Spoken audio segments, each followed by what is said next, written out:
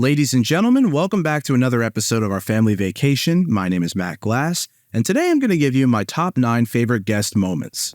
Hey Matt, you know what I love? Steely Dan? Well, yes, but I also love how easy it is for two goobers like us to make a podcast. I mean, with Spotify for Podcasters, it's no wonder. Spotify for Podcasters is a one-stop shop that's got everything you need to create the perfect podcast. That's right. Using Spotify for Podcasters, you can directly record and edit your podcast wherever you are, using their intuitive and easy-to-use website. And once you're done editing, Spotify for Podcasters takes care of the hard part and distributes your podcast directly to Spotify and everywhere else podcasts are available. And now you can even make video podcasts available on Spotify, which gives you even more freedom to make the podcast you want, while also giving your lovely listeners a chance to see your face. Speaking of listeners, Spotify for Podcasters also encourages fan engagement by letting you get feedback directly from your listeners with Q&As and polls made by you. You can even make money with your podcast through ads, podcast subscriptions, and donations directly from your audience. Spotify for Podcasters offers all of this, and it's completely free to use with no catch whatsoever. Guys, Spotify for Podcasters made recording and distributing the family album so easy.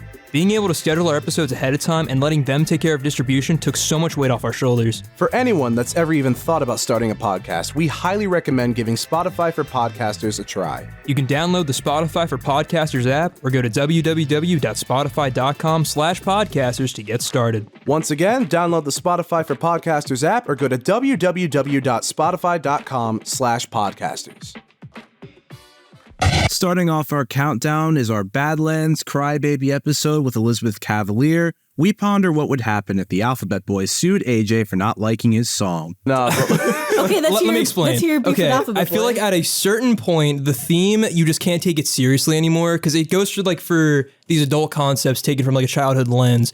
But it's really hard to take that seriously when she's making baby noises and talking about how she spells her name on a fridge. It's like I get what you're trying to talk about. Like you're talking about like an ex that made you feel dumb, but like you sound dumb by doing this. And like, no offense to Melanie, it's just like, that's just my personal opinion. Melanie comes at you. Yeah. You get like a cease and desist from Melanie Martinez. You're out of here. Atlantic Records is like, stop it. you're just like, but it's like,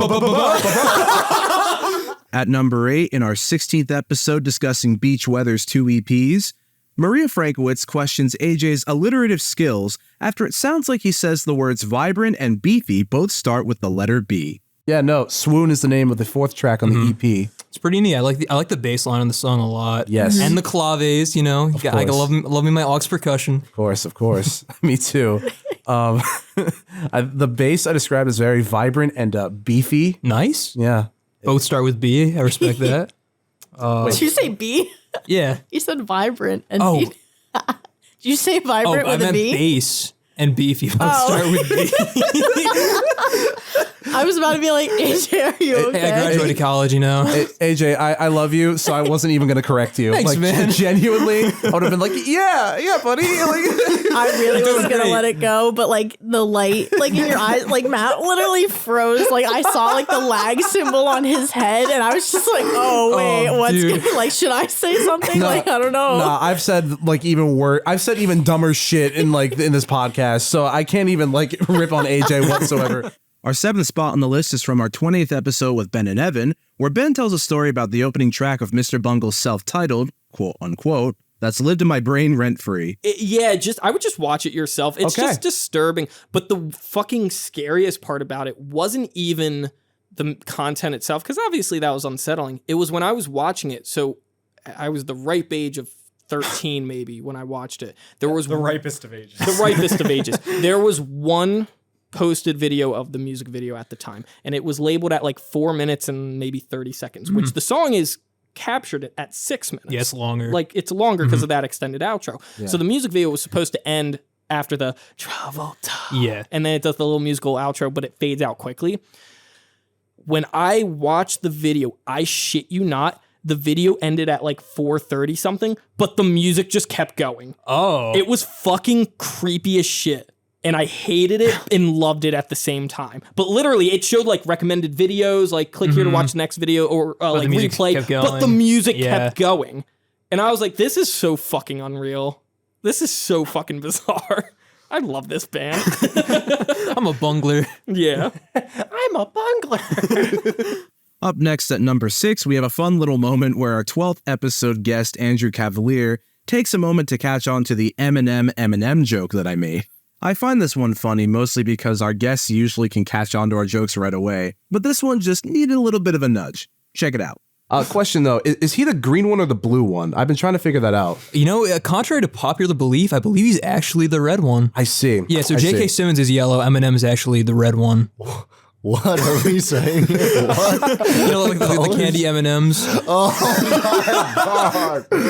I was going to bring that up, but then we started diving into his history and it was really sad. I didn't want to be like, yeah, let's make a candy joke right now. You know what I mean? Oh yeah, his mom used to poison him. So wait, poison the red one or the blue one? We gotta make that clear. Here's another moment from our 20th episode with Ben and Evan, where we share the before and after moments of buying a hair shirt patented by the Bare Naked Ladies in this skit about us going to Kohl's. Some of the lyrics can be a bit clunky. Yeah.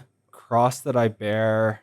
It was hair shirt. Hair yeah. shirt is woven from your brown hair. Mm-hmm. It's... What? Where can I get a hair shirt? Let him cook. You're going to have to give me a while, but I got you for you. Kohl's. Yeah, Kohl's Cash. You have to, it's only purchasable with Kohl Cash. Oh, shit. Yeah.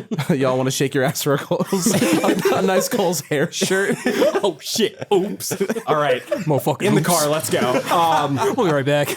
Wow, that was a great shopping spree at Kohl's, guys. Man, this shirt is itchy boy. as fuck. You said it. Now I get why it's his cross to bear.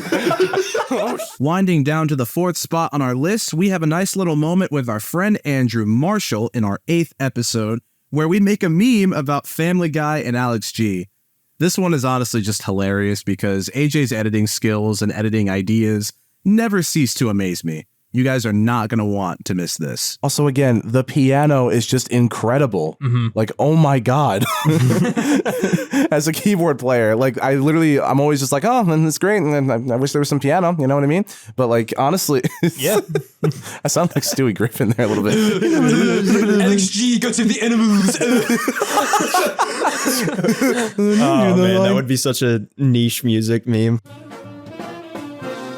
Hey, hello, it's the time we listen to God Save the Animals by Alex G. Oh, holy crap. Lois, this production. Holy crap, Lois. This is the worst. This is even worse than Ever the hear time. Early Morning Waiting by Alex G? Peter, I told you to stop. Peter. Peter, you gotta stop listening to Early Morning Waiting. Peter. Alex G is here. Holy crap, it's Alex G. This is so stupid. Now, for all of you guys who have been listening to our podcast, you know that the Family album would not be the Family album without some mention of Nate Ruess.